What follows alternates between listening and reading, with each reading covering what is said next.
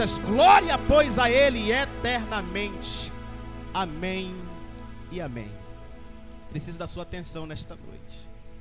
Eu gostaria muito de tratar sobre esse texto que é tão utilizado mensalmente para o ato da ceia do Senhor, ou Santa Ceia, como queira. Eu gostaria que você atentasse nesta noite para a explanação dessa palavra. Antes de adentrarmos no texto, eu preciso trazer pelo menos 3 informações necessárias para nós entendermos o real significado da ceia do Senhor Jesus. Olha só, a primeira informação é a seguinte: a Santa Ceia do Senhor, ela é um sacramento. E o que é um sacramento, pastor? Um sacramento nada mais é do que uma ordenança do próprio Senhor Jesus para a sua igreja. Juntamente com a ceia do Senhor, nós temos também o batismo em águas. No Evangelho segundo Marcos, no capítulo 16, o Senhor Jesus disse: ide por todo o mundo, pregai o Evangelho a toda criatura, e todo aquele que nele crê será salvo, não vai perecer. E logo na sequência ele introduz dizendo o seguinte: tem que ser batizado ou crer, e todo aquele que crer e for batizado será salvo. Nós entendemos que o batismo não salva. O que salva é crer no nome do Senhor Jesus Cristo, é crer no sacrifício que foi consumado na cruz do Calvário. E o que significa o batismo então, pastor? Sepultamento da velha criatura. De forma simbólica, no ato do mergulho ali, você está sinalizando que a velha criatura está morrendo, que os velhos pensamentos estão morrendo, que os velhos comportamentos estão morrendo.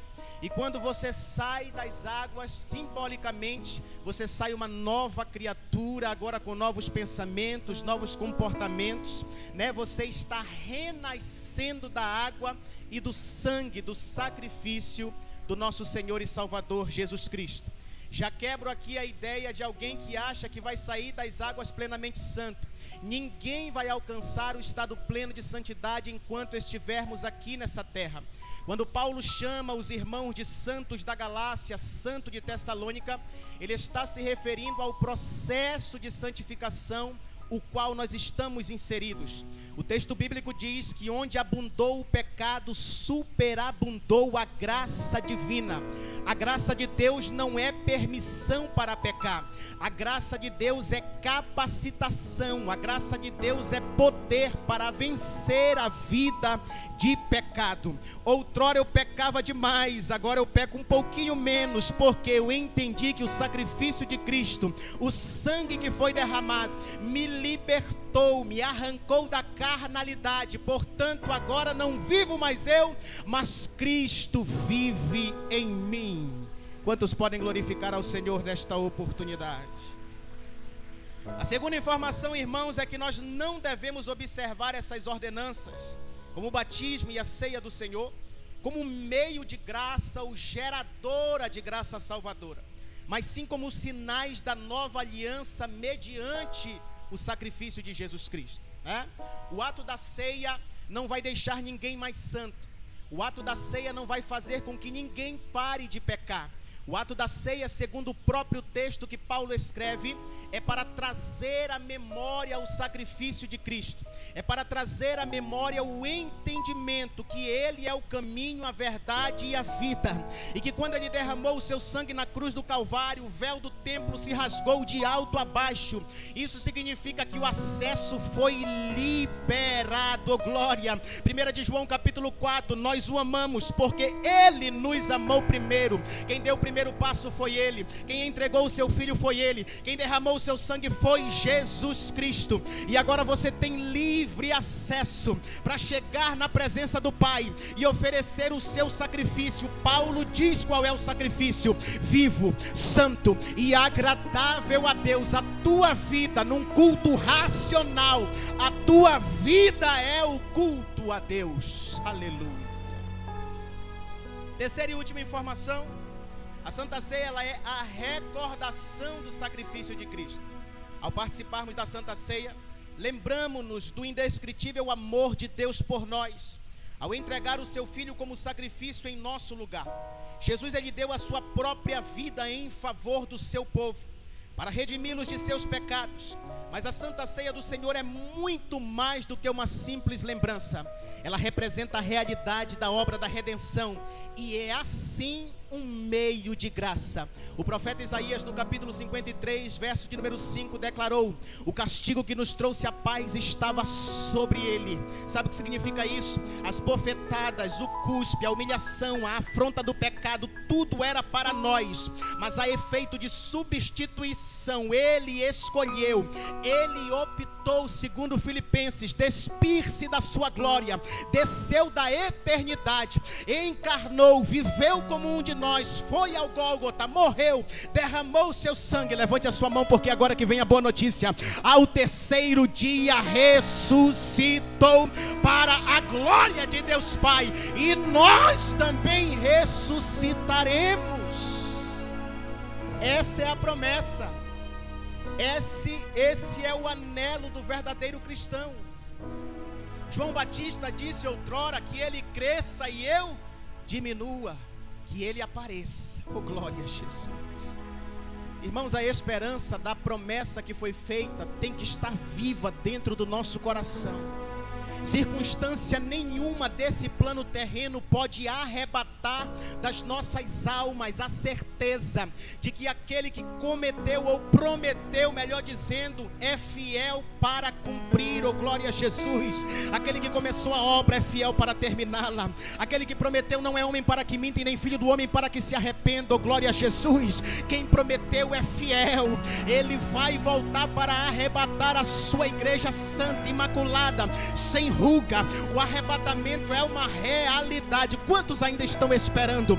Quantos ainda estão aguardando? Quantos ainda têm essa fé e essa esperança de que a qualquer momento o céu vai se rasgar, Jesus Cristo vai aparecer nas nuvens, o Espírito Santo vai conduzir a noiva do Cordeiro ao encontro do noivo, e nós cearemos nas pontas e nos alegraremos na presença do Cristo ressurreto. Aleluia. Agora eu te convido, irmãos, a adentrarmos propriamente dito no texto. A ceia do Senhor aparece em Mateus capítulo 26, Marcos capítulo 14 e também em Lucas capítulo 22. Mas é comum no seio da igreja utilizarmos 1 Coríntios capítulo 11, a partir do verso 23, porque é um texto mais sintetizado, mais resumido. E aqui nós precisamos entender que esse é um texto normativo. O que significa isso, pastor? Já te explico. Um texto normativo, ele tem a função de organizar algo. Um texto normativo, ele tem a função de dar uma diretriz, porque estava desorganizado, estava bagunçado. Te convido a analisar o contexto desta palavra, que se encontra a partir do versículo de número 17 do mesmo capítulo de número 11. Você que está com a Bíblia aberta, por gentileza. Versículo de número 17 diz o texto sagrado: nisto, porém, que vou dizer-vos, não vos louvo, porquanto vos ajuntais não para melhor, senão para pior. Porque antes de tudo ouço que, quando vocês se ajuntam na igreja, há entre vós dissensões, e em parte eu creio. E até importa que haja entre vós heresias. Olha o que Paulo escreve. Para que, Paulo? Para que os que são sinceros, honestos, que prezam pela palavra genuína, se manifestem entre vós. De sorte que, quando vos ajuntais num lugar, não é para comer a ceia do Senhor, porque comendo cada um toma antecipadamente a sua própria ceia, e assim um tem fome e o outro embriaga-se. Você sabe o que significa isso aqui, irmãos? Olha o verso 22. Não tendes porventura casas para comer e para beber? Ou desprezais a igreja do Deus vivo e envergonhais os que nada têm? Que vos direi? Louvar-vos-ei ou me alegrarei com essa situação? Nisso não vos louvo. Agora olhe para cá, por gentileza, que eu quero te explicar o que estava acontecendo na igreja de Corinto. A ceia do Senhor antigamente, Alessandro, não era como essa que nós temos agora na nossa frente aqui. Não tinha os cálices pequenos, não tinha os pedacinhos de pão, já tudo organizadinho. A ceia antigamente era comida de verdade. O povo se reunia para comer e beber. Só que na igreja de Corinto estava acontecendo dissensões, né? Estava acontecendo divisão no meio da igreja. E também nesse contexto havia uma festa chamada festa ágape. E ágape significa amor. Significa que os irmãos deveriam se reunir para estar em comunhão e assim viver em fraternidade. Só que o propósito da festa não estava sendo cumprido. Segundo Paulo, ele fica sabendo que agora no ato da ceia do Senhor, que deveria ser um momento especial de comunhão entre os irmãos, para trazer à memória o sacrifício de Cristo, está tendo divisão e formação de panelinha dentro da igreja. Os ricos estavam para um lado, os mais pobres estavam para o outro lado. Os ricos não esperavam pelos mais pobres, traziam mais comida e mais bebida a ponto de comer, encher a barriga e se embriagar no ato da ceia do Senhor Jesus Cristo. Divisão no meio da igreja, irmãos. Dissensão no meio da igreja. Fofoquinha no meio da igreja. Bico torcido no meio da igreja. Panelinha no meio da igreja. Uns puxando para um lado e os outros puxando para o outro lado. Quando Paulo descobre isso, ele escreve o texto normativo. Ele vai dizer: não é dessa forma, é dessa forma que vocês têm que cear na presença do Senhor Jesus Cristo. Um dos maiores símbolos da ceia do Senhor é comunhão. Um dos maiores símbolos da ceia do Senhor é a união. Um dos maiores símbolos da ceia do Senhor é entender que foi através dele, é por ele que nós estamos aqui nesta noite. Nós somos membros do mesmo corpo, onde o cabeça continua sendo ele. Você é meu irmão, você é minha irmã. Eu preciso te amar, você precisa me amar. Suportai-vos uns aos outros em amor, perdoai-vos as queixas de uns para com os outros, assim como Deus nos perdoou. Eu já disse e repito nas sextas-feiras, Gerson, já não temos mais tempo para algumas coisas que ainda andam acontecendo no nosso meio. Já não temos mais tempo para picuinha, fofoquinha, falácia, disse-me-disse, coisas que não convêm para o povo de Deus. Paulo diz: pensai naquilo que é de boa fama, falai aquilo que glorifica a Deus, adore ao Senhor em espírito e em verdade. Para adorar não pode ter mentira, para adorar não pode ter calúnia, para adorar não pode ter covardia. É inteiramente, plenamente espírito, alma e corpo. Ou é tudo ou é nada. Alemão com Deus, ou é tudo ou é nada. Ele não trabalha com fração. Ele não mexe com 20%, meu pastor Edivaldo. Ele não trabalha com 25%, 30%, 40%, 50%. Ou é a totalidade, ou é nada. Quando vocês estão me entendendo, por gentileza, se manifesta. Vamos avançar então. Te convido a adentrar no texto nesse momento, versículo 23 e 24. Vamos versículo por versículo, irmãos, que eu trabalho com Bíblia, tá? Na mesma noite em que foi traído, tomou o pão e, tendo dado graças, ele o partiu e disse: tomai e comei, isto é o meu corpo que é partido por vós. Fazei isto em memória de mim. Pausa. Quero destacar o corpo partido por vós e também destacar o memória de mim. Primeira parte, corpo, em dois aspectos, físico e também espiritual. O físico ou literal fala do exato momento em que Cristo Jesus estava sofrendo. E nós entendemos muitas vezes, né, o termo utilizado paixão de Cristo. Essa palavra paixão vem do baixo latim passio, que significa sofrimento. É exatamente tudo que Jesus passou desde o momento em que ele foi preso lá no Getsêmani. Ele foi escorraçado, ele foi de certa forma chicoteado. E todos aqui devem já ter ouvido falar sobre o azorrague. É um chicote que nas suas pontas tinha osso, pedaço de chumbo. Então cada vez que Jesus ele levava uma chicotada, obrigado meu querido, cada parte do seu corpo era dilacerado, partes de pele eram arrancadas, os ossos, os órgãos de Jesus ficaram em carne viva, o seu sangue foi derramado, ele foi esbofeteado, bateram com uma cana na cabeça dele, envolveram ele com um pano, depois tiraram, porque sabia que o sangue, depois que ele de certa forma vai esfriando, ele vai endurecendo. Aquilo era para mastigar, aquilo era para aumentar o sofrimento de Cristo. É exatamente isso que acontece. O corpo dele foi partido literalmente. Volto a repetir, meu irmão, era para mim e para você esse sofrimento. Se você entendesse só essa parte, tu já estava dando glória. Ele sofreu por você, ele sofreu afronta por você. A maior bênção de todas não é casa, não é carro, não é chave, não é dinheiro. A maior bênção de todas é a salvação, é a redenção proposta em Cristo Jesus. E hoje é noite de alegria na presença do nosso Deus. Segunda informação, no aspecto espiritual, como é que o corpo de Cristo foi partido? Hoje, ao participarmos da Santa Ceia, nós estamos nos alimentando espiritualmente do Senhor Jesus Cristo. Nós estamos experimentando em certo nível a vida plena e abundante que Ele tanto prometeu. Oh, glória a Jesus. Num culto como este, irmãos amados, você não pode perder a oportunidade de glorificar a Ele, de engrandecer a Ele, de entender que era para você o castigo da cruz, mas Ele te poupou, Ele nos poupou de todo esse sofrimento. Que amor é esse?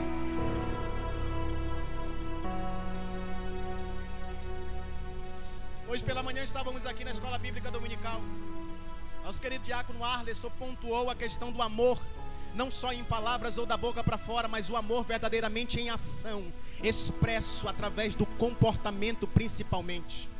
Irmãos, há uma tristeza muito grande quando alguém passa por aquela porta e não fala com ninguém, nem pega na mão de ninguém, não sorri para ninguém. Parece que não é o mesmo irmão do mesmo corpo, parece que não vai para o mesmo céu. Pelo amor de Deus, quebra esse gelo, irmão. Fala com teu irmão, dá um sorriso para ele, abraça ele, pergunta como é que ele está, faz a tua parte em nome de Jesus.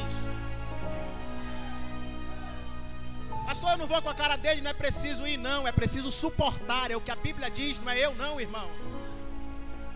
Você não entendeu o que é a igreja do Senhor. A igreja é um exercício espiritual, irmãos. O doído é alguém chegar no nosso meio e achar que aqui é um mar de rosas. Não é um mar de rosas, não. Não se espante, porque aqui tem muito fofoqueiro, sim. Aqui tem muita gente precisando de tratamento, sim, mas é porque Ele está aqui. Nós não estamos aqui porque somos melhores do que ninguém. Nós estamos aqui porque reconhecemos a nossa dependência. Eu estou aqui para tratamento. Se tiver algum santo no nosso meio, por favor, se manifeste. Se não tiver, se tiver gente em tratamento, por favor, levante a mão. Declare nesta noite que você é dependente, que você precisa do sacrifício de Cristo na sua vida.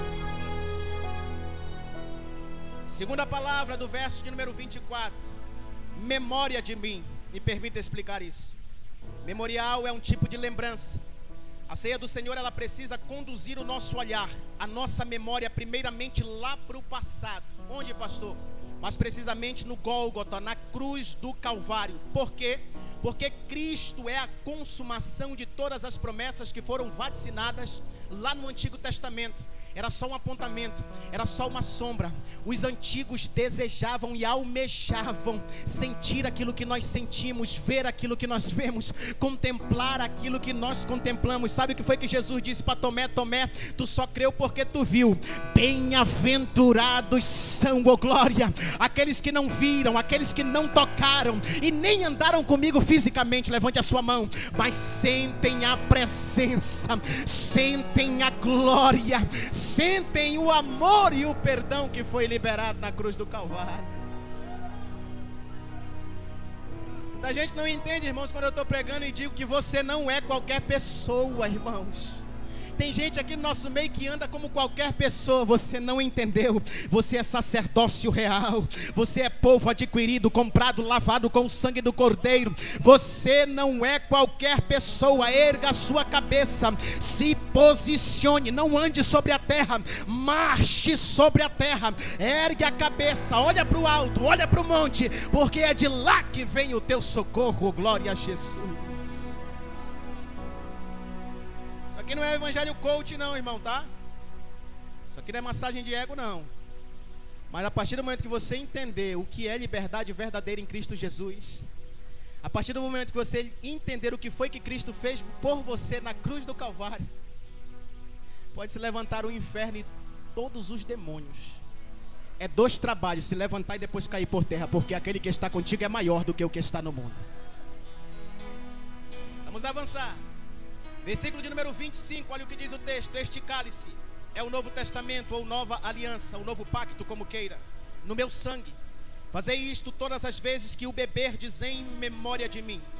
A palavra cálice aqui, quero destacá-la porque ela fala de sofrimento, preço pago e também sangue derramado. Então, quando você entornar o cálice, lembre-se que o preço já foi pago. O apóstolo Paulo disse que a dívida, a cédula de dívida que pesava contra nós, ela foi rasgada. Onde, pastor? Na cruz do Calvário. Romanos capítulo 8, versículo 1. Levante a sua mão, por gentileza, porque eu quero profetizar a palavra. Portanto, nenhuma condenação há para aqueles que estão em Cristo Jesus. Pastor, mas estão me caluniando. Pastor, estão falando mal de mim. Nenhuma condenação para os que estão em Cristo Jesus. Pastor, mas estão se levantando. Nenhuma condenação há para aqueles que estão em Cristo Jesus. Pastor, mas eu estou sofrendo. Nenhuma condenação há para aqueles que estão em Cristo Jesus. Seja crente, seja fiel, avança, irmão. Não olha para trás não, e muito menos para os lados. Dá moral não para o que estão falando, que entre por um ouvido, saia pelo outro. Quem pagou o preço na cruz do Calvário foi Cristo Jesus. Quando Paulo descobriu que os irmãos estavam em divisão, uns eram de Apolo, outro de Cefas, que é o mesmo Pedro, outros eram de Paulo. Paulo diz o seguinte: muito me admiro de vocês, acabei de pregar o evangelho genuíno e agora vocês estão nessa dissensãozinha besta. Por um acaso foi Paulo que morreu por vocês na cruz do Calvário? Criem vergonha aí na cara, porque o sangue quem derramou foi Cristo Jesus. Paulo prega, Apolo rega, mas quem dá o crescimento continua sendo o dono da obra.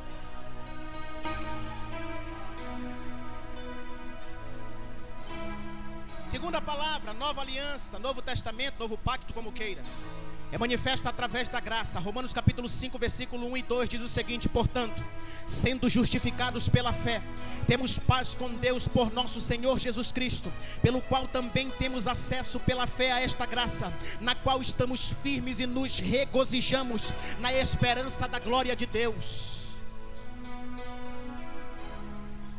Tem gente que vive sofrendo por falta de entendimento.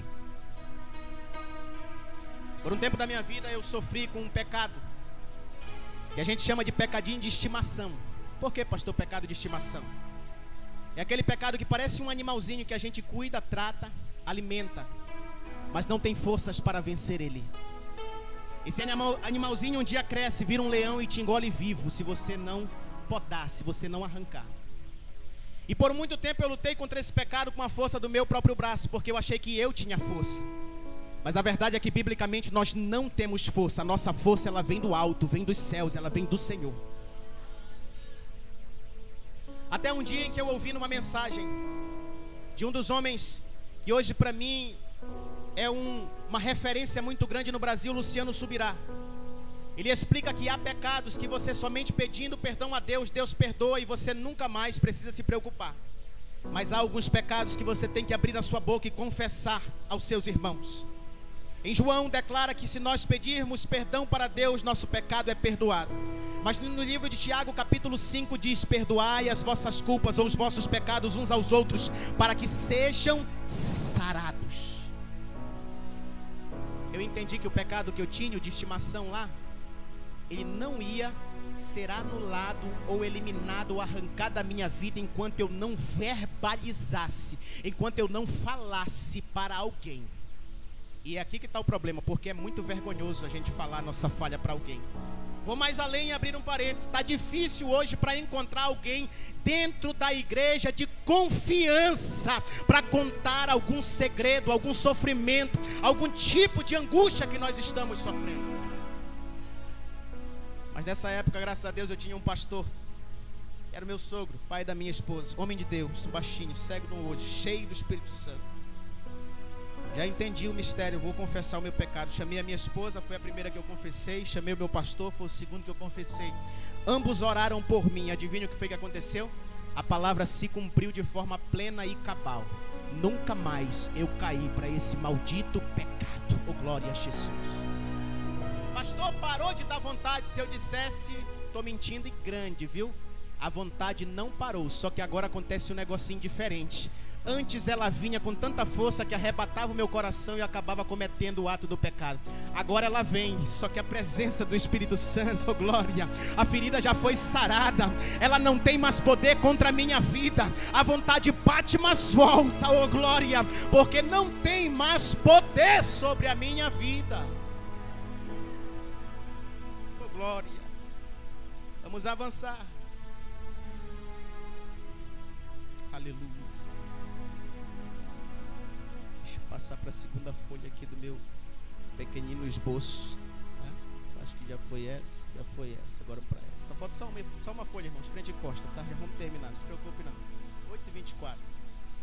Versículo número 26 diz: porque todas as vezes que comerdes este pão e beberdes este cálice, proclamai a morte do Senhor até que Ele venha.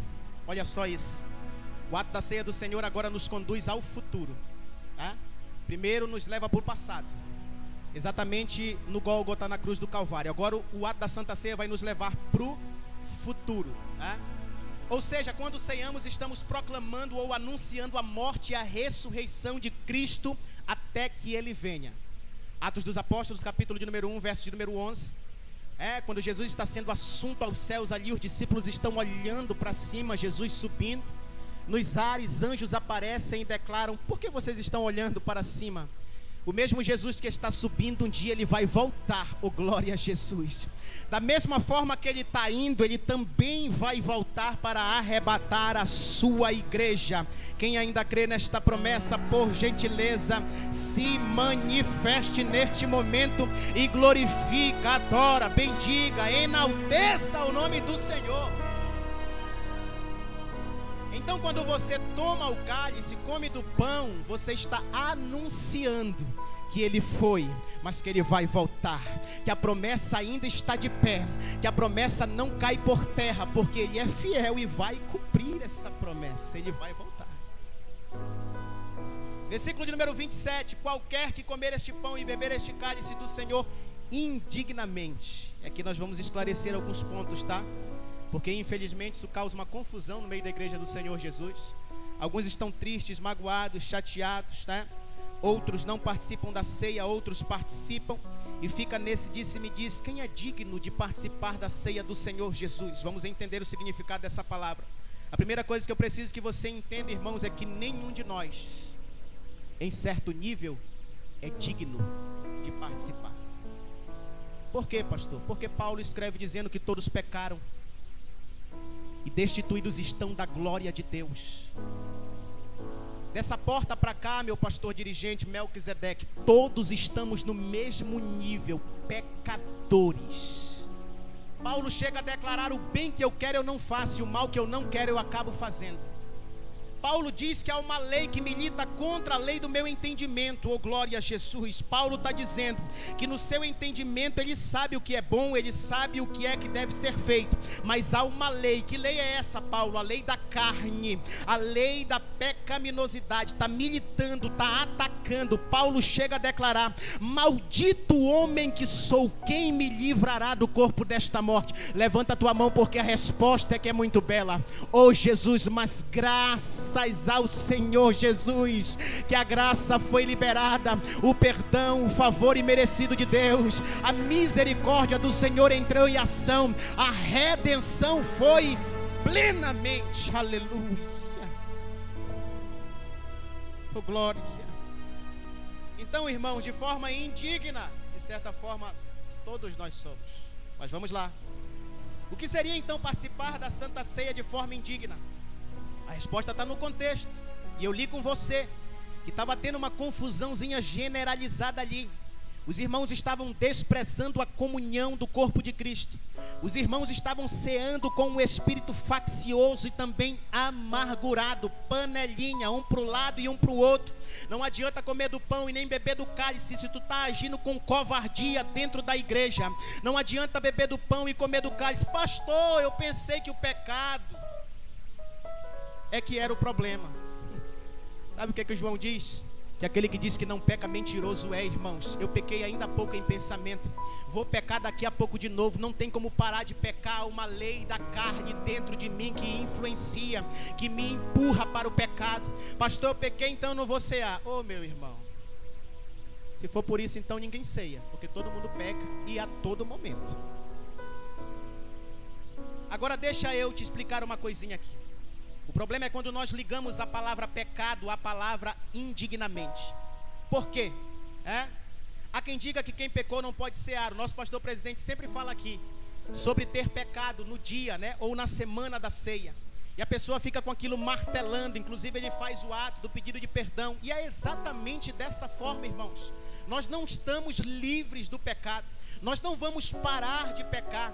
A todo momento nós pecamos, mas volto a repetir que onde abundou o pecado, superabundou a graça. A ideia é que você diminua, é que você pare mais de pecar e procure viver uma vida santa, vitoriosa e instável na presença de Deus.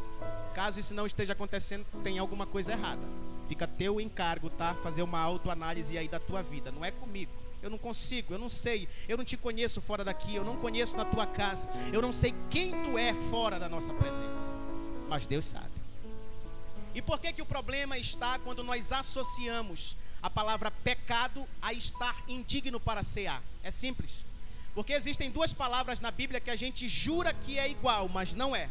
A primeira é pecado, a segunda é iniquidade. Pastor, não é a mesma coisa? Não. A palavra pecado no original significa hamartia ou hamartia. O que significa hamartia? Errar o alvo. Significa que nem sempre você vai acertar. Vira e mexe tu vai errar sim. Isso é pecar. E quem é o pecador à luz da Bíblia? A exemplo de Davi, no Salmo de número 51. Ele sabe que pecou, ele sabe que caiu, mas ele também sabe aos pés de quem ele tem que se jogar, pedir perdão para os seus pecados. E sabe que quem pede perdão alcança a misericórdia do nosso Deus. O pecador verdadeiro, irmãos, é aquele que sabe que pecou. É aquele que tem a consciência do pecado. O pecador é aquele que sabe que a sua vida, infelizmente, até Jesus voltar, vai permanecer assim, pecaminosa de certa forma. Mas ele sabe também que ele precisa pedir perdão pelos seus pecados. Ele sabe que a graça é maravilhosa, que a graça é santificadora, que a graça ela capacita e nos coloca na posição de filhos. Onde é que está o problema então? A segunda palavra, iniquidade. O original dessa palavra é anomia. O que significa isso, pastor? É alguém que vive em pecado. A sua mente já está cauterizada. Ele erra, ele quebra a lei de Deus, ele quebra o mandamento, mas isso já não causa mais nenhum tipo de incômodo nele. Ele não sente nenhum remorsozinho, nenhuma tristeza. Ele já peca deliberadamente, é um iníquo, já não sente mais nada na sua vida. Essa é a nossa diferença para o ímpio. Essa é a nossa diferença para aquele que está no mundo. Nós estamos aqui, irmãos, continuamos pecadores, mas agora comprados e lavados pelo sangue do Cordeiro e passando pelo processo da santificação, melhoria ou glória. Outrora eu era de uma forma, agora já sou de outra. Me olho no espelho agora e já não me reconheço mais, pastor Melk. Portanto, não queira me procurar no meu passado, porque eu já não estou mais lá. Não queira me procurar nas minhas antigas práticas, porque eu já não estou mais lá. Nova criatura sou, eis que tudo se fez novo, as coisas velhas já se passaram. E você é um santo de Deus, você é uma santa de Deus. E não deixe que o inimigo tire essa verdade do seu coração, irmão. Não permita que isso aconteça no nome de Jesus. Vamos para o nosso encerramento. O culto de Santa Ceia, infelizmente, que deveria ser uma celebração, tornou-se em alguns lugares um culto ou um ato de juízo e também de julgamento. Alguns se constituíram juízes de seu irmão, É quando eu olho para o meu irmão e me acho mais santo do que ele. Quando eu entrei no seminário há 5 anos atrás, eu comecei a estudar a palavra de Deus, comecei a ter acesso a algumas informações. Minha esposa está ali de prova. Eu mudei, só que eu mudei para pior. Em que sentido, pastor? Eu comecei a me achar mais santo do que os outros. Eu adotei a síndrome do santarrão. É o cara que é melhor do que os outros, ele é mais santo do que os outros porque ele tem um conhecimentozinho a mais. E todos para eles estão abaixo do nível dele. Irmãos, Aqui dentro da igreja eu volto a repetir, tá? Do porteiro ao presidente, estamos todos no mesmo nível, tá? Todos fomos justificados no mesmo nível. Ninguém é melhor do que ninguém ou maior do que ninguém, não. Não existe mais santo do que o outro. Não existe mais justificado do que o outro.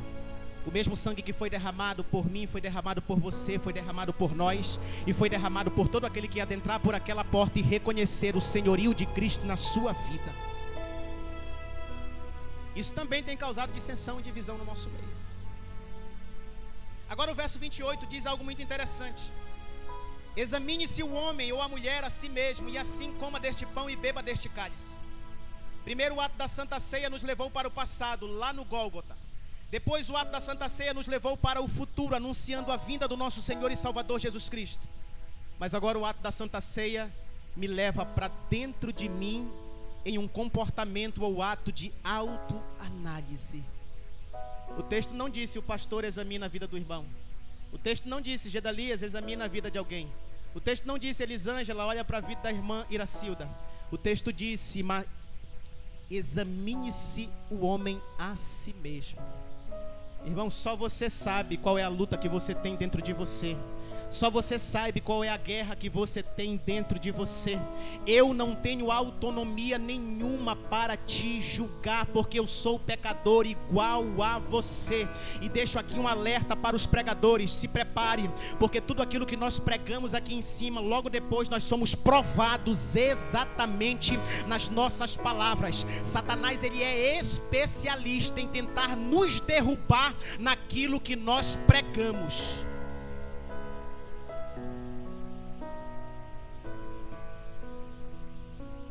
Sou um pecador, irmãos. E não se espante se em algum momento eu falhar com você. No dia em que eu falhar com você, homem e mulher de Deus, lembre-se que eu sou um pecador igual a você. Compartilhe do mesmo amor que Deus compartilhou com você através do Cristo e me perdoe. Me perdoe, Gerbeson, se em algum momento eu falhei contigo ou vou falhar. Me perdoe, irmã Iracilda, porque em algum momento eu provavelmente vou falhar com a senhora. Me perdoem, pastores, porque em algum momento eu vou falhar com vocês. Me perdoa, Arleson, porque em algum momento eu vou falhar contigo. Me perdoa, meu pastor, porque em algum momento eu vou falhar com você. Porque eu não sou perfeito, irmãos. O maior erro de todos é achar que nós somos perfeitos e nós não somos. Agora, se o ato da Santa Ceia me leva para dentro de mim mesmo, surge a pergunta: como é que eu estou na presença do meu Pai? Será que eu estou com dissensão? Será que eu estou com sentimento faccioso? Será que eu não estou em conformidade? Logicamente, irmãos, que a igreja do Senhor Jesus, ela entende, no contexto geral da Bíblia Sagrada, que é preciso ter organização. E aqui nós precisamos tratar sobre casamento bíblico, sobre união estável, sobre pessoas que vivem solteiras. E isso é regra dentro da igreja, porque é bíblico, tá? Não é antibíblico, isso é bíblico. É necessário estar em uma vida em comunhão ou harmonia com as Escrituras. Eu não estou me referindo a isso, isso é uma outra situação. O verso de número 31 vai dizer: porque se julgássemos a nós mesmos, não seríamos julgados. Sabe o que significa isso? Se eu investisse muito mais tempo prestando atenção na minha vida e procurando reparar os erros da minha vida, eu estaria muito melhor. O problema é que é mais fácil eu olhar para o cisco que está no olho do irmão e não reparar na trave que está no meu. O problema é mais fácil eu ressaltar o pecado do meu irmão. O problema é que é mais fácil eu ficar falando da vida do meu irmão do que olhar para mim mesmo, me olhar no espelho, criar vergonha na minha cara e resolver os meus problemas, pedir perdão pelos meus pecados e ser assim mais santo na presença de Deus, não para agradar os outros, mas para agradar a Deus. Se nós julgássemos a nós mesmos, verso 31, não seríamos julgados. Verso 32, mas quando somos julgados, somos disciplinados. Por quem? Pelo Senhor, não é pelo irmão. Para não sermos condenados com o mundo. Você entende agora para que serve a disciplina? O problema é que está difícil no nosso meio hoje, né? Para falar as verdades bíblicas. Eu li uma frase que diz algo muito interessante, que em tempos de mentes pesadas, verdades soam como indiretas e piadinhas. Está difícil pregar hoje, irmãos. Tem que estar escolhendo palavra, porque senão vai ferir fulano A, B ou C, né? Ele não entendeu que o filho verdadeiro ele é exortado pelo pai através da palavra. Ele não entendeu que filho é diferente de bastardo. Bastardo não conhece o seu pai. Filho, além de conhecer o seu pai, entende que a exortação e que a disciplina é benéfica para o seu crescimento, amadurecimento, glória a Jesus, e uma vida de vitória na presença do Pai. Portanto, irmão, se você não se julgar a você mesmo, não se autoanalisar, vai chegar um julgamento.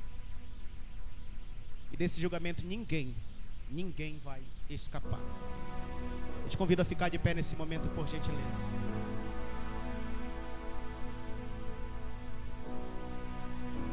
Eu queria fazer primeiramente uma oração antes de nós apresentarmos aqui. Irmãos, fui autorizado pela nossa liderança pastoral para estar ministrando a ceia do Senhor nesta noite.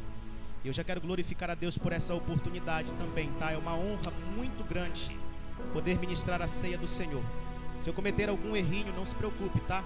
Já ministrei outras vezes lá na igreja do meu sogro, só que aqui é um pouquinho diferente, então não se espante, tá? O importante aqui é entender que esse momento é um momento de comunhão e adoração ao nome do nosso Senhor. Comumente os irmãos vêm aqui à frente para pedir perdão perante a igreja. Só que hoje eu te peço que você feche os teus olhos e levante a sua mão no nome de Jesus, tá? O Espírito Santo que está aqui, está aí também dentro de você, tá bom? E ele serve de testemunha junto à sua consciência. Portanto, nesse momento, não negligencie a voz do Espírito de Deus que brada dizendo: é o momento de pedir perdão pelos seus pecados. É o momento de abandonar uma vida se for de iniquidade.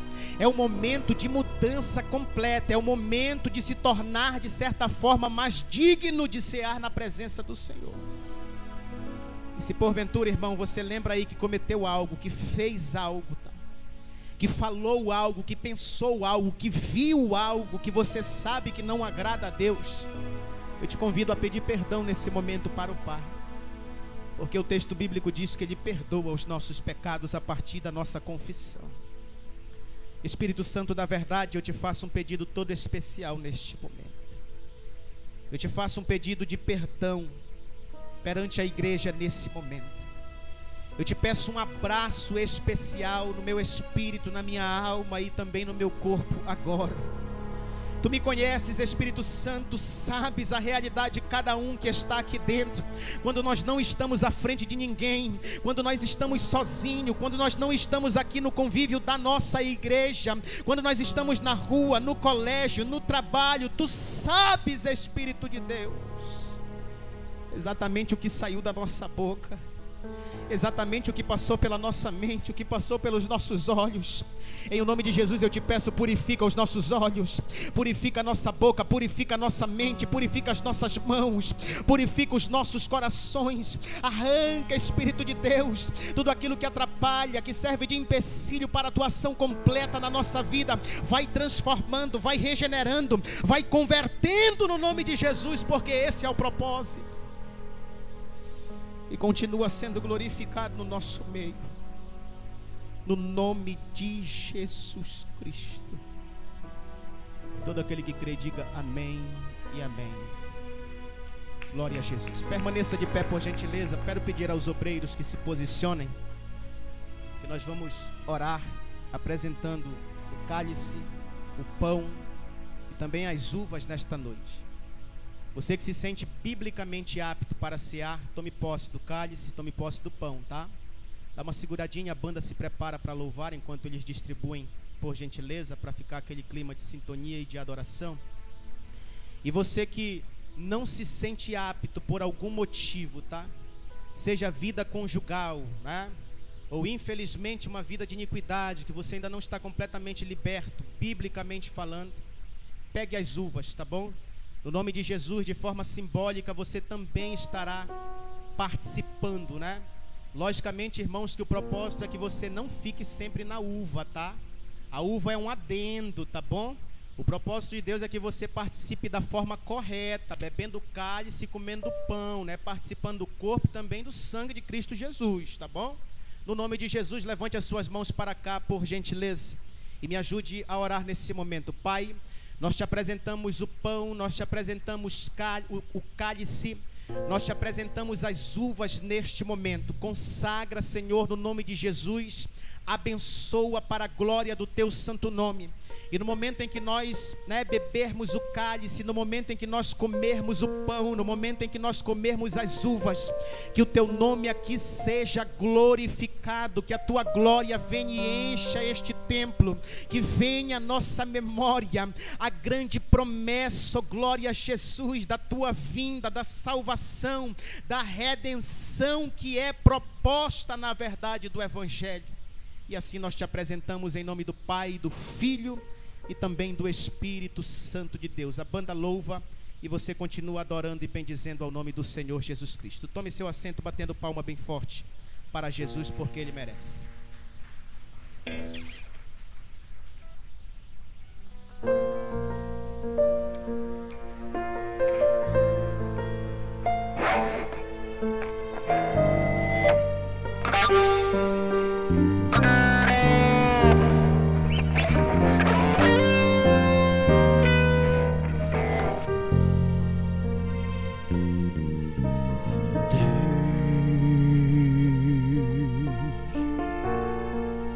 Tu conhece meu interior,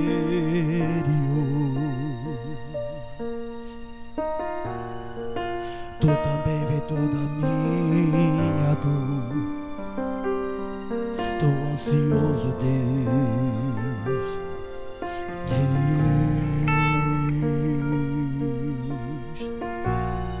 Meu coração está acelerado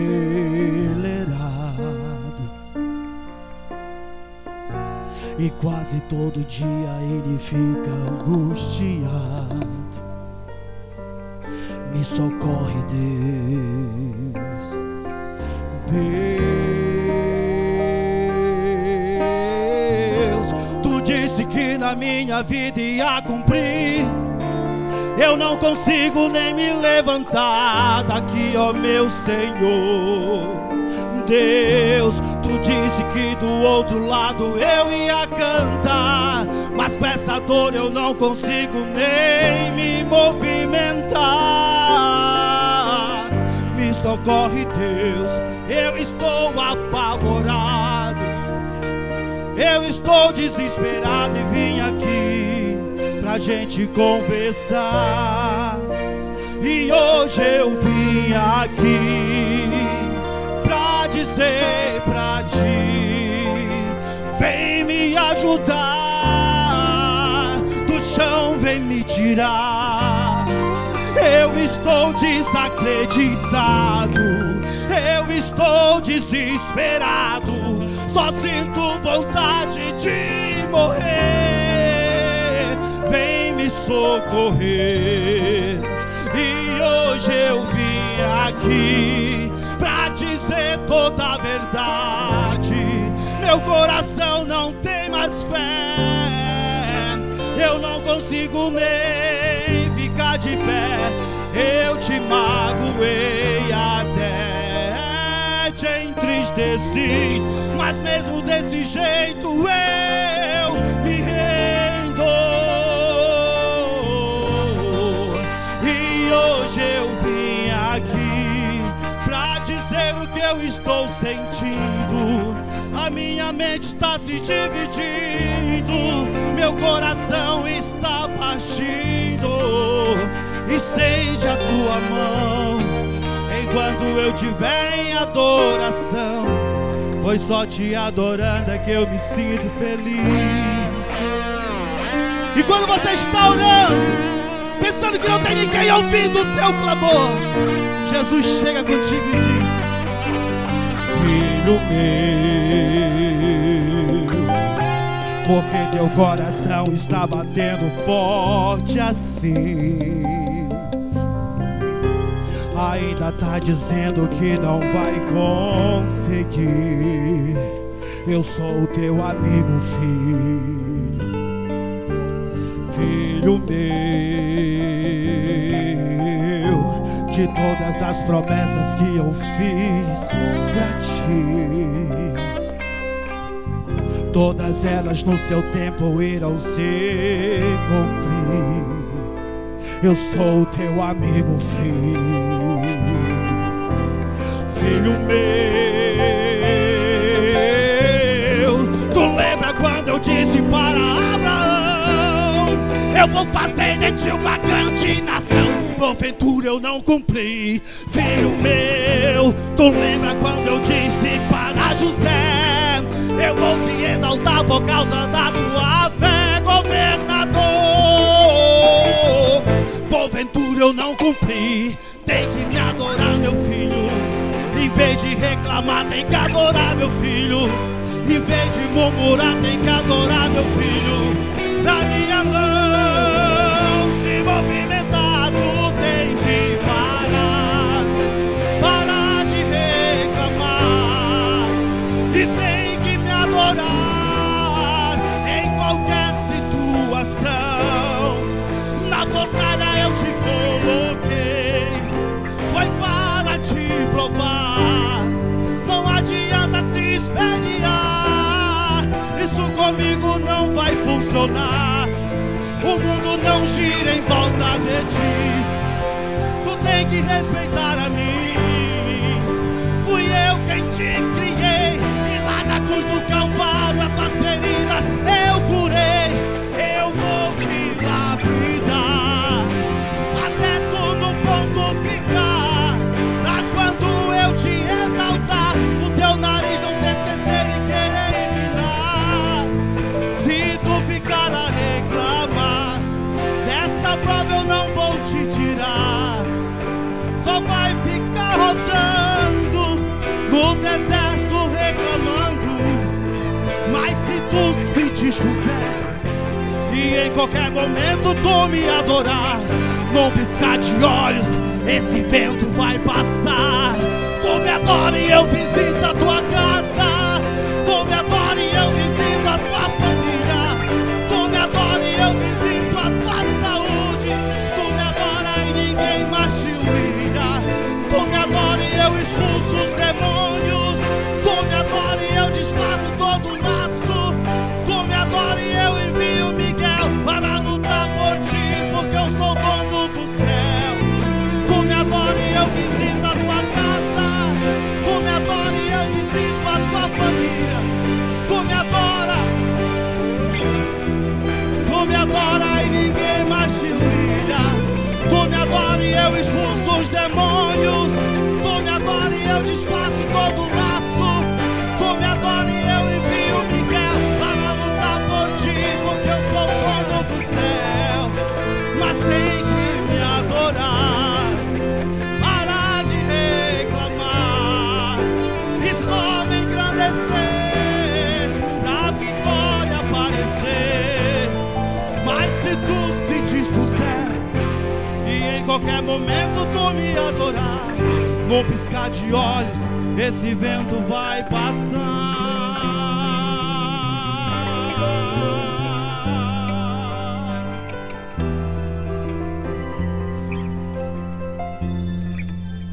Vai passar.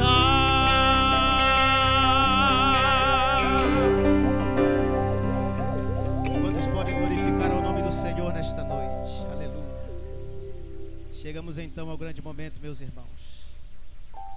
Quero perguntar se todos pegaram o pão, se todos tomaram posse do cálice, se todos pegaram as uvas. Se falta alguém, por gentileza, se manifeste, faz um sinal com a mão aí que a gente vai até o seu encontro no nome de Jesus, tá? Glória a Deus. Aleluia. Falta mais alguém? Falta mais alguém, por gentileza, se manifeste. Glória a Deus. Aleluia. Louvado seja o nome do Senhor. Glória a Jesus. Vai glorificando e adorando ao nome do Senhor nesta noite.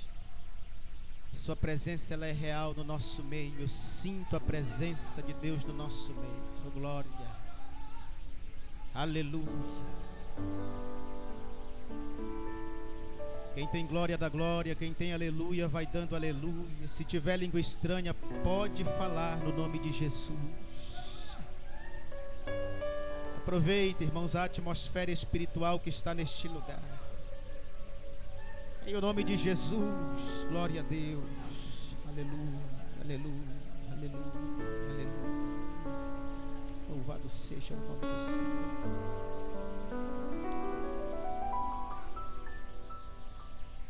Porque eu recebi do Senhor o que também vos ensinei. E o Senhor Jesus, na noite em que foi traído, tomou o pão e, tendo dado graças, o partiu e disse: tomai e comei, isto é o meu corpo que é partido por vós. Fazei isto em memória de mim. Pode comer o pão, no nome de Jesus.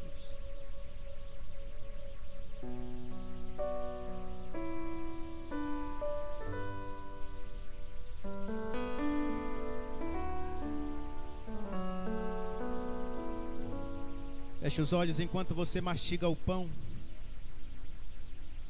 Eu te peço que traga à memória o sacrifício de Cristo.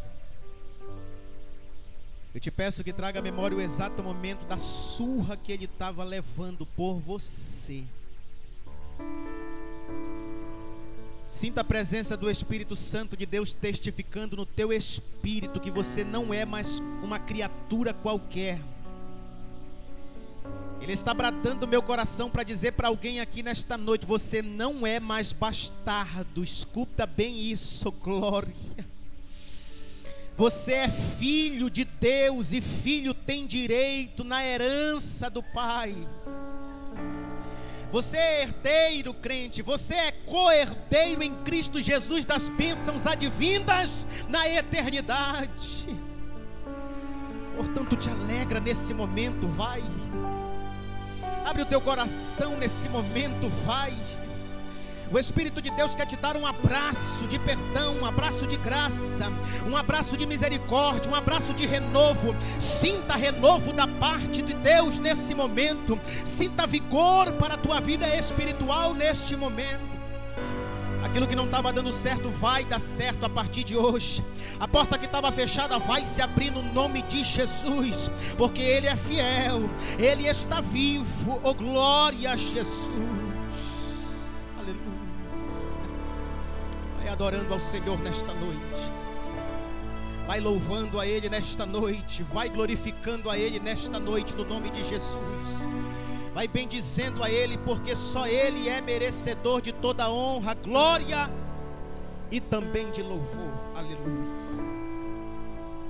Pegue o cálice por gentileza. Pegue o cálice por gentileza. Semelhantemente também, depois de cear, tomou o cálice dizendo: este cálice é o novo testamento, ou a nova aliança no meu sangue. Fazei isto todas as vezes que beberdes, em memória de mim. Pode tomar do cálice, vai.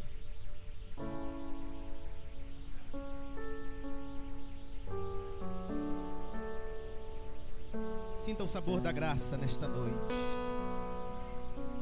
Sinta o sabor da liberdade nesta noite. Sinta o sabor da vida plena e vida abundante nesta noite. Sinta no nome de Jesus a presença dEle que é real no nosso meio nesta noite. Sinta a vida que emana dEle nesta noite. A morte não é o ponto final para nós, oh glória. A morte é o ponto de partida, é o ponto inicial. Você entende isso, crente? Há uma eternidade reservada para você, aleluia. A promessa ainda está de pé para a igreja do Senhor Jesus Cristo. Portanto, renove as suas forças espirituais nesta noite em Deus. A banda se prepara para louvar por gentileza. Prepara um louvor aí para que nós possamos encerrar aqui debaixo de adoração, de louvor. A igreja fica de pé por gentileza para ficar melhor, oh glória. Levanta as duas mãos para o céu em forma de rendição a esse Deus tão maravilhoso. Vamos glorificar a Ele nesta noite, vamos celebrar, vamos louvar a Ele nesta noite, aleluia. Fique à vontade.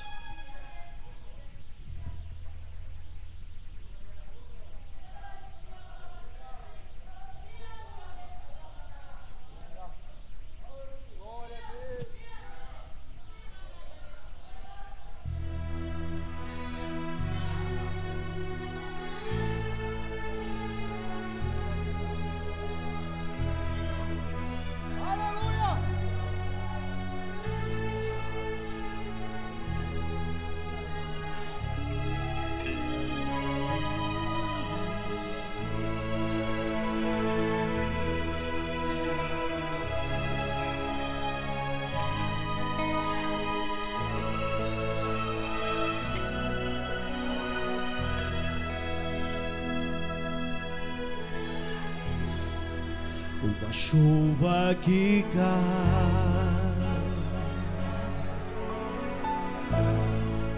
e lava a minha alma, uma chuva que vem da cruz de Jesus.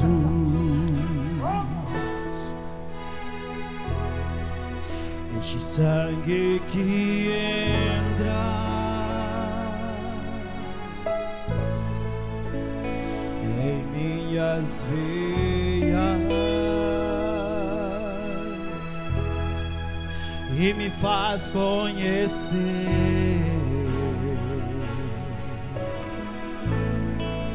quem é o meu Pai.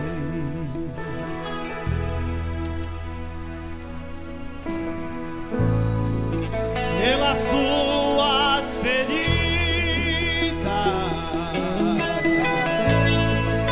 eu pude ser sarado.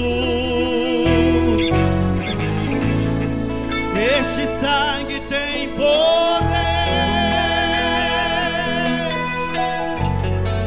deixa o medo de lado. Pelas suas feridas eu pude ser sarado. Este sangue tem poder, deixa o medo de lado, deixa o medo de lado.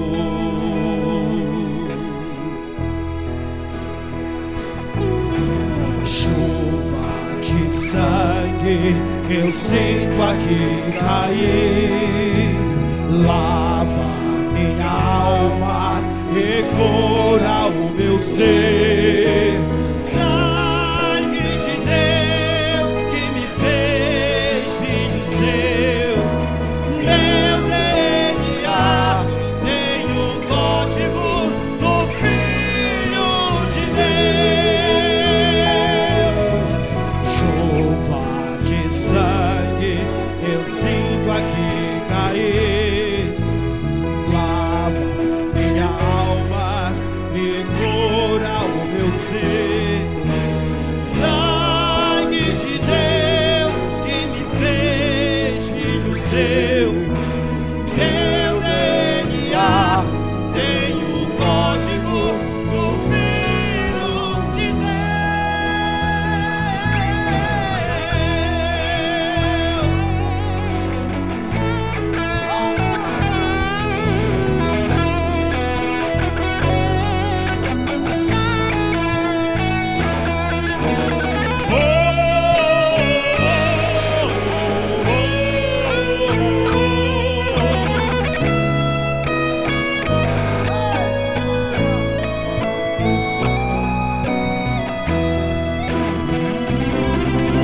chuva de sangue eu sinto aqui cair, minha alma e cura o meu ser.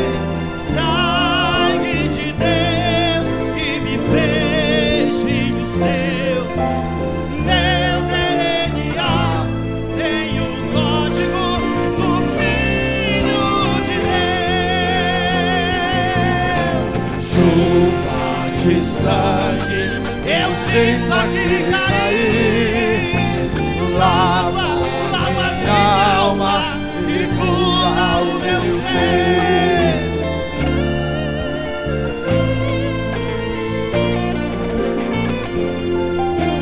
Meu DNA tem o código do Filho de Deus.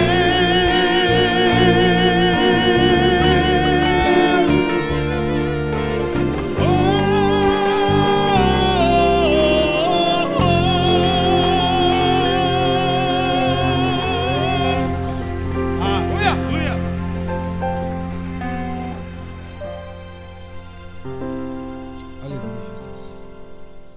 maravilha, né, irmãos?